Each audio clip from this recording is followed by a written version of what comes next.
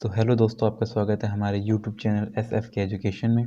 तो आज की इस वीडियो में हम अपनी क्वेश्चन सीरीज़ को कंटिन्यू करते हैं। तो हमने प्रीवियस वीडियो में कैपिटल स्ट्रक्चर को समझा था।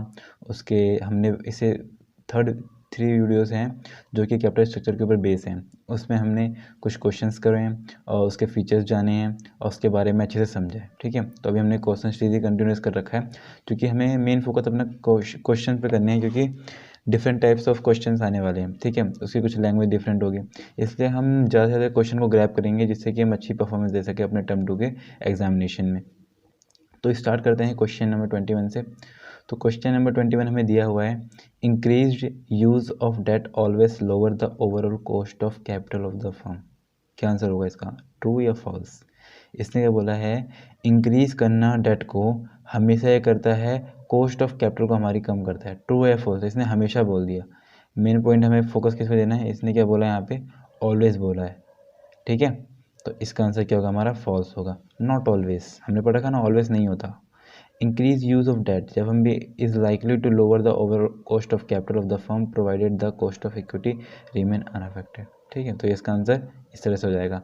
और अगर कोई बच्चा चाहता है कि हम इसकी पूरी ब्रीफ एक्सप्लेनेशन दें तो वो उसके लिए आपको इससे जो प्रीवियस वीडियो थी जिसमें हमने इसको ब्रीफ एक्सप्लेन किया था, कैपिटल स्ट्रक्चर क्या है, फीचर्स क्या हैं, इंपॉर्टेंस क्या है और उसके क्वेश्चंस, तो आप जगह उनको देखिए। ठीक है, अब आते हैं क्वेश्चन नंबर 22 पे। तो जैसे हम इसको सॉल्व करते हैं, सबसे पहले हमें करना है, इसको पॉज करना है और अपने आप से आंसर सोचना है कि इसका आंसर क्या हो सकता है। ठीक है, तो इसने बोला है डैश इज अ चीपर। क्या होता है, चीपर होता है, बट एक मिनट हम कलर चेंज करते हैं इसका। हाँ, dash dash is a cheaper but is more risky for a business. Business के लिए क्या रिस्क होगा, रिस्की क्या चीज़ होगी बिजनेस के लिए, रिस्की क्या होगी हमारे बिजनेस के लिए, डेट होगी। क्यों? क्योंकि अगर हमारी बिजनेस को प्रॉफिट हो या ना हो, पर हमें इस पे देने वाला इंटरेस्ट देना ही पड़ेगा। ठीक है, इंटरेस्ट इसका कहीं नहीं जाएगा, इंटरेस्ट तो हमें पे करना ही पड़ेगा, इसलिए तो क्या होगा इसका आंसर, डेट। क्वेश्चन नंबर 23 ले रखा है, debt is cheaper but is more risky for a business because. क्यों? क्योंकि जो इस पे होने वाला खर्चा है वो तो हमें देना ही होगा। ठीक है, और इसमें बोला इसने कंप्लीट द सेंटेंस, तो कंप्लीट द सेंटेंस में आप इसका एक अच्छा खासा ब्रीफ एक्सप्लेनेशन लिख सकते हैं, जो हमने अपनी प्रीवियस वीडियो में डिस्कस कर रखा है। वैसे हमने यहाँ पे भी आपको आंसर शो कर रखा है, तो आप ये भी प्रेफर कर सकते हैं। क्या बोला इसने, द पेमेंट, कौन सा पेमेंट, जो इंटरेस्ट पेमेंट करते हैं, the payment of interest and the return of principal is obligatory for the business. Any default in meeting these commitments may force the business to go into liquidation। देखो, अगर आपने किसी को equity दे रखी है तो आप उसको डिविडेंड किस केस में दोगे, जब उस आपको प्रॉफिट होगा। हम डिविडेंड कब देते हैं बंदों को, जब हमें प्रॉफिट होता है। ठीक है, पर इंटरेस्ट का केस अलग है, आपको इंटरेस्ट देना ही है प्लस उसका आपको प्रिंसिपल अमाउंट भी देना है, चाहे आपके फर्म को लॉस क्यों ना हुआ हो, उसे इससे कोई मतलब नहीं है, उसे पैसा चाहिए तो चाहिए। तो ऐसी चीज़ में क्या हो सकता है, आपका बिजनेस किस में जा सकता है, लिक्विडेशन में जा सकता है। अब करते हैं क्वेश्चन नंबर 24 सॉरी। वो लिखा है डेब्ट और इक्विटी दोनों में से कुछ भी आ सकता है यहाँ पे, फिल इन द ब्लैंक्स में। Is considered risk less for the business.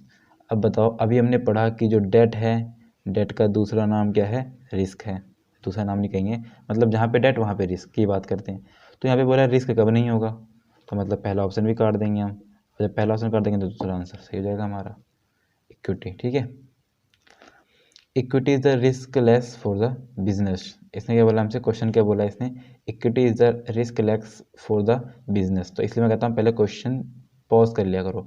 तो जिन बच्चों ने पॉज किया होगा समझ गए इसका आंसर क्या होगा, ट्री होगा।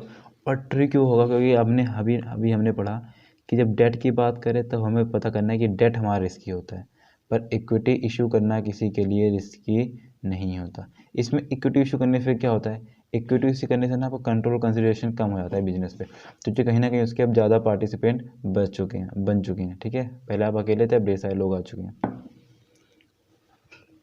अब आते हैं क्वेश्चन नंबर, हाँ, because there is no compulsion of payment of dividend in case of loss and repayment of capital.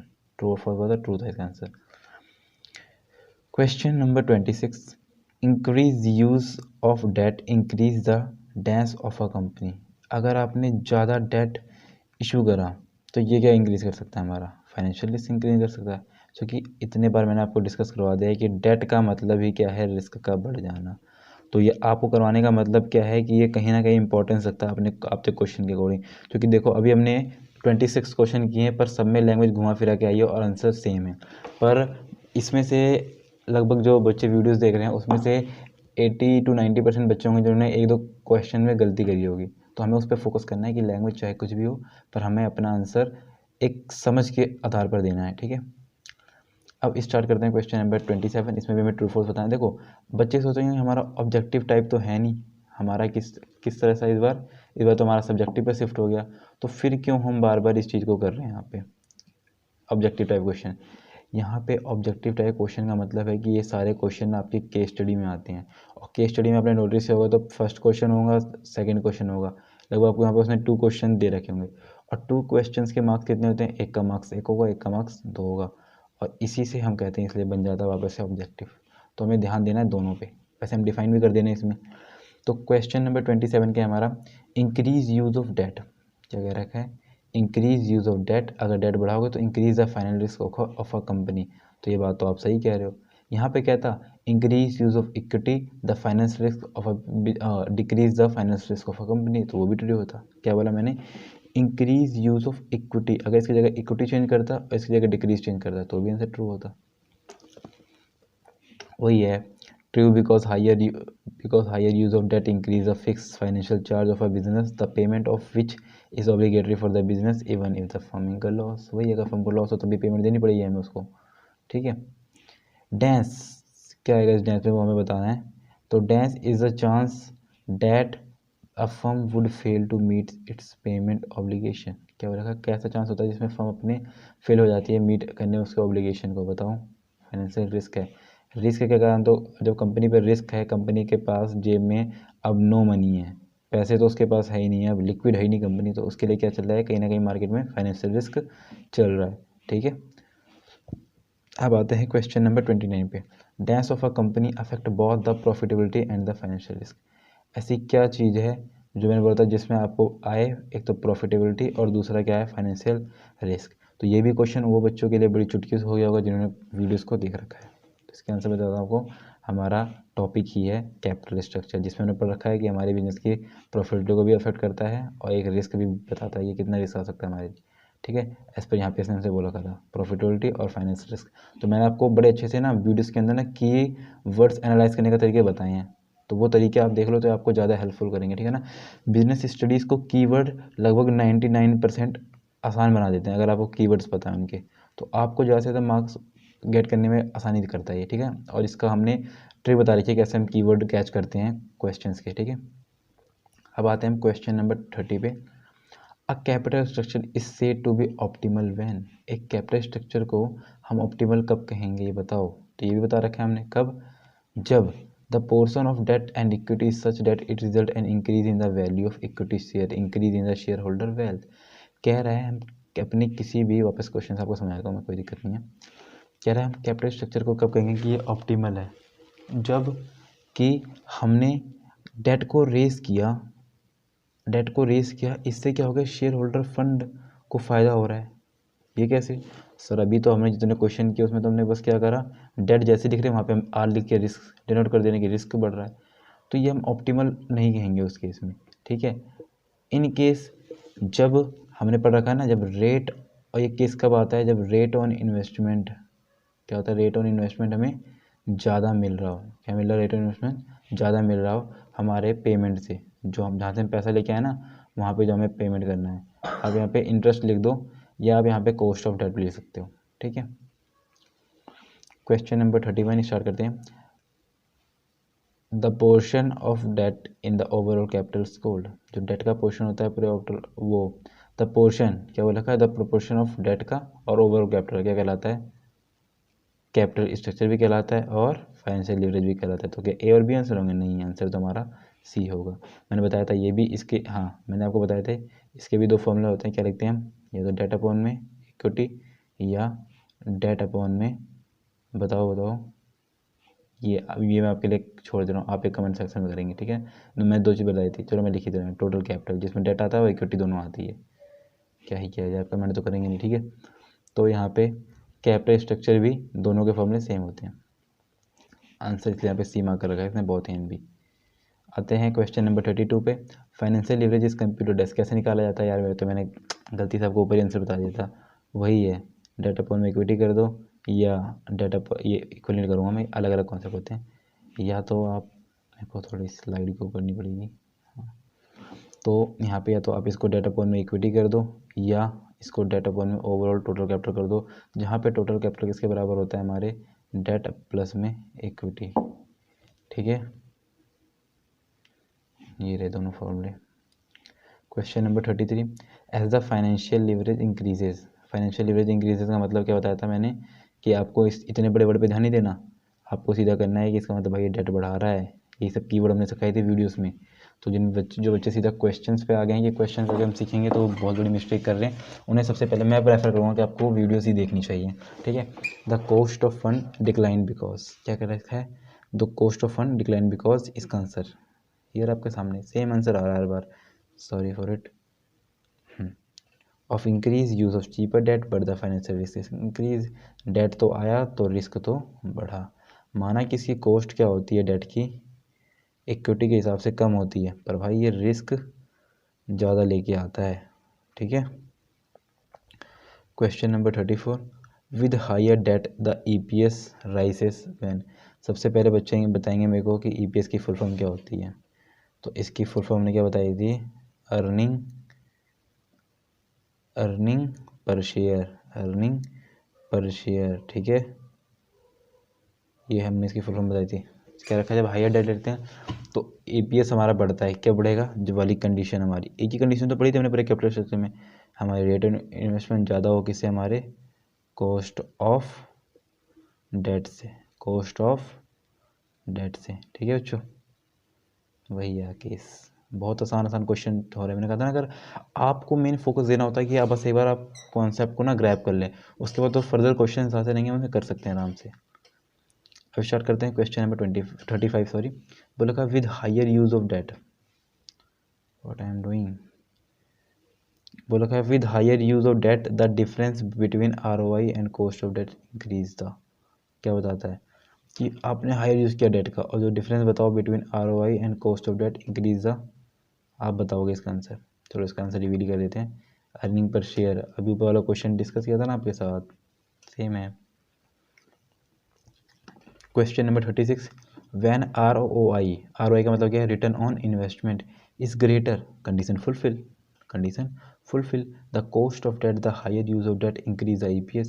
This is a situation of, किस चीज़ की सिचुएशन होती है बच्चों, ये नाम था इसका, वही नाम बता रहा था मैं, फेवरेबल फाइनेंशियल लिवरेज। यह हमारा क्या है, ये एक और नाम है इसका, बताओ। इसलिए मैं कहता हूँ आप नोट्स बनाओ, इन क्वेश्चनों को लिख लो, क्योंकि ऐसे ऐसे बिजनेस टर्म्स आएंगे ना कि आप भूल जाओगे। इसके मतलब होता है एक ऑप्टिमल करना, क्या, ये capital structure, optimal capital structure है ये। ठीक है, इसे दो नाम कह सकते हैं, एक तो फेवरेबल फाइनेंशियल रिस्क और दूसरा ऑप्टिमल कैपिटल स्ट्रक्चर हमारा। क्वेश्चन नंबर 37 है, when cost of debt is less than ROI। कह रहा है जो खर्चा आ रहा है वो कम है किससे, रिटर्न इन्वेस्टमेंट से, मतलब वो प्रॉफिट हो रहा है। Company often employ more of cheaper debt to enhance the EPS, such practice is called. इस प्रैक्टिस को भी क्या कहते हैं, क्या नाम देते हैं इस प्रैक्टिस को, उसके लिए मैंने आपको एक नाम याद दिलवाया था अपने ब्रीफ उसमें वीडियोज़ में। ठीक है, चलो बता देते हैं। इसको कहते हैं trading on equity. Trading on equity ये मैंने आपको 5 से 10 बार रटवाया था कि आपको रट लेना है कि जब हम इस मेथड का यूज़ करके ROI ज़्यादा है डेट्स के खर्चे से ज़्यादा, डेट के कॉस्ट से ज़्यादा है, तो हम क्या करते हैं, इस पर पैसा कमाने की जो हम जो अपना वो बढ़ाते हैं, EPS बढ़ाते हैं, इससे क्या कहते हैं, हम ट्रेडिंग ऑन इक्विटी कहते हैं। वो याद रखना था आपको। अब आते हैं बच्चों क्वेश्चन नंबर 38 पे। तो क्वेश्चन नंबर 38 का dense refer to the increase in profit earn by equity shareholder due to the presence of fix financial charge like interest. क्या कहते हैं इसको, वही सेम, ट्रेडिंग ऑन इक्विटी, वही same to same language question repeat हो जा रहे हैं। कह रहे हैं एक कंपनी जिसका रिटर्न इन्वेस्टमेंट कितना मिला उसको 6.7%। जिन बच्चों ने वीडियो देखा होगा उनके माइंड में तुरंत ही क्लिक किया होगा कि इसका तो हमने एग्जांपल किया था, एग्जाम्पल नंबर 2 किया था। देखो मेरे को भी याद है कि हमने इसका एग्जाम्पल नंबर 2 किया था, जिसमें हमने समझा था कि हर केस में नहीं होगा कि अगर आप डेट बढ़ाओ तो आपका फ़ायदा हो जाए। हर केस में आप ट्रेडिंग ऑन इक्विटी नहीं कर सकते, ट्रेडिंग ऑन इक्विटी एक टर्म होता है जिस टर्म में हम ये पूरा बात रेफर कर रहे होते हैं कि आपने डेट बढ़ाया और अपने शेयर होल्डर को फ़ायदा पहुंचाया, बस इसे कहते हैं ट्रेडिंग ऑन इक्विटी। कह रहा है आरओई कितना 6 पॉइंट, मतलब आप जहाँ पे बिजनेस में इन्वेस्ट कर रहे हो वहाँ से आपको इतने रुपये मिल रहे हैं, ठीक है, और जहाँ से आप उधार लेके आओ आप वहाँ पे इतने रुपये दे रहे हो, तो ये क्या करेगा, इस केस में आप क्या डेट इशू करोगे, नहीं ना, तो इस केस में क्या करेंगे हम, इंक्रीज नहीं करेंगे, हम क्या करेंगे, रिड्यूस, अच्छा मोर डेट रिड्यूस द ईपीएस, हमारे क्या करेगा, अर्निंग पर शेयर क्या करेगा, ये कम कर देगा। कॉन्सेप्ट समझ गया ना आप। देखो रेट ऑन इन्वेस्टमेंट क्या है, इस केस में कम है, किससे, आपको जो इंटरेस्ट देना है, मतलब कि आप 10 रुपये किसी से उधार लेके आ रहे हो और ऐसे बिजनेस में लगा 10 रुपये आपको किसी को देने हैं और आपने कमाई कितनी है 6.67%, तो कहीं ना कहीं आपके मतलब अर्निंग पर शेयर को कम कर देना है, ये आप इससे समझ सकते हो। लास्ट क्वेश्चन आज का हमारा क्वेश्चन नंबर 40, अभी क्वेश्चन से इसकी जारी रहेगी, ठीक है ना, तो आपको बने रहना है वीडियोस के साथ हमारी। When ROI is less than cost of debt this is a situation of, बताओ, जब अभी हमने पढ़ा था ऊपर क्वेश्चन में क्या है, जब हमारा आरओआई क्या होता है, ज़्यादा होता है तो फेवरेबल होता है भाई। अब यहाँ पे क्या कह रहा है, इसको रफ करते हैं, ठीक है, शायद काम नहीं करता, सॉरी इसे चेंज कर देना। इस केस में क्या है, ये आरओआई कम है तो ये अनफेवरेबल हो जाएगा। चलो आपको आंसर भी रिवील कर दिया। तो वीडियो में बने रहने के लिए आप लोगों का धन्यवाद। अगर आप चैनल पर नए हैं तो प्लीज़ चैनल को सब्सक्राइब कर दें, इससे हम भी मोटिवेट रहते हैं कि आपके लिए हम डेली बेस पे 2 से 3 वीडियोस लेके आएँ, क्योंकि हमारे पास टर्म 2 के लिए डेज तो ज़्यादा हैं पर हमें और प्रैक्टिस करनी है। अभी हमें इकोनॉमिक्स की वीडियो लानी है, अभी हम इंडियन इकोनॉमिक्स जिससे बच्चों के जिसमें कॉन्सेप्ट क्लियर नहीं होते, हम उसको बिल्कुल आपके लिए एक शॉर्ट ट्रिक से लेके आएंगे। तो आप अपडेट रहें हमारे चैनल के साथ, तो आपको वीडियोस जल्दी जल्दी प्राप्त होंगी और आप उसकी अच्छी खासी प्रैक्टिस कर सकते हैं टर्म 2 के लिए। तो वीडियो को लाइक कर दें, अपने दोस्तों के बीच में शेयर